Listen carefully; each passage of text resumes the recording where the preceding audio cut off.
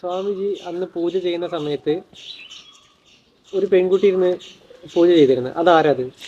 അതെൻ്റെ സഹധർമ്മിണി, എൻ്റെ പാർട്ട്ണറാണത്. അവരെന്താ വെച്ചാൽ അവർ എന്തെങ്കിലും ശ്രീവിദ്യ ദീക്ഷ വാങ്ങിയിട്ടുള്ള വ്യക്തിയാണ്. അവർ കൃത്യമായിട്ട് ഉപാസന പ്രാർത്ഥന സാധാരണ ഒരു നിങ്ങളുടെയൊക്കെ ഭാര്യമാരെ പോലെ തന്നെ വിശ്വാസമുള്ളതാണ്. സ്വാഭാവികമായിട്ടും എന്താ വെച്ചാൽ അവരൊരു സ്ത്രീ ആവുന്നുണ്ട്, മറ്റുള്ളവരൊന്നും ഈ പാദം പ്രത്യേകിച്ച് നമ്മൾ ഈ പാദം പൂജിക്കൊന്നും ഇഷ്ടപ്പെടുന്നില്ല. ഇവർ വേണ്ടാന്നും പറഞ്ഞത്, പക്ഷെ ഇവർ നിർദ്ദേശിച്ചു ഞങ്ങൾ ഈ പാദമെന്ന് പറഞ്ഞാൽ അല്ലെങ്കിൽ കാലെന്ന് പറഞ്ഞാൽ ആ ഗുരുവിൻ്റെ പാതാണ്. എന്താ വെച്ചാൽ അവർ ഫോളോ ചെയ്യുന്ന സമ്പ്രദായം എന്നുള്ള രീതിയിലൊക്കെ അർത്ഥം ഇതിൻ്റെ സ്പിരിച്വൽ. അപ്പോൾ ഇവരത് പറഞ്ഞപ്പോൾ നമ്മൾ പറഞ്ഞൊരു പാതുക ഒരു മെതിയടി വെച്ചോളൂ വേണമെങ്കിൽ, അല്ലെങ്കിൽ ഒരു കസേര പൂജിച്ചോളൂ. അപ്പോൾ അതൊന്നും അല്ല എന്ന് പറഞ്ഞിട്ട് അങ്ങനെ ഇരുന്നപ്പോൾ ആര് പൂജിക്കണമെന്നുള്ള ചർച്ച വന്നു. അപ്പം നമ്മൾ പറഞ്ഞു നിങ്ങളെല്ലാവരും വന്ന് കാല് പിടിക്കരുത്, അതൊന്നും എനിക്ക് ഇഷ്ടമില്ല. ഇന്നൊരു കാര്യം ചെയ്യാം, സാധാരണഗതിയിൽ എല്ലാ ദിവസവും നമ്മൾ സ്ത്രീകളെ ആദരിക്കുന്ന പാരമ്പര്യം നമുക്ക്, സ്ത്രീകളെ പൂജിക്കണം. അപ്പോൾ എല്ലാ സ്ത്രീകളെയും ഒന്നും പൂജിക്കാൻ പറ്റില്ല, അവർക്ക് ഇഷ്ടം ഉണ്ടാവില്ല, ഇഷ്ടമില്ലാത്തത് ചെയ്യാനും പറ്റില്ല.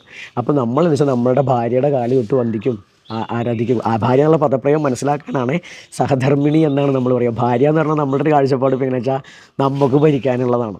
അപ്പോൾ അതുകൊണ്ട് തന്നെ ഞാൻ ഭാര്യ എന്നുള്ളത് അംഗീകരിക്കുന്നില്ല, സഹധർമ്മിണി. എൻ്റെ ധർമ്മം എന്ന് പറഞ്ഞാൽ എൻ്റെ മുന്നോട്ടുള്ള പോക്ക്, അതിൽ അതുപോലെ എൻ്റെ ഒപ്പം എൻ്റെ ശീലത്തിലല്ല അവരുടെ ശീലത്തിൽ മുന്നോട്ട് പോകുന്ന ഒരാളെ. ഇംഗ്ലീഷ് വാക്ക് പാർട്ട്ണർ എന്ന വാക്കാണ് ശരി. ഭാര്യ, അതുകൊണ്ട് ആ വാക്ക് ഭാര്യ എന്ന് പറയുമ്പോഴൊക്കെ കേൾക്കുന്നവർക്ക് മനസ്സിലാവാനാണ്. പറയുന്നത് തെറ്റല്ല, അത് അവരുടെ ഇഷ്ടമാണ്.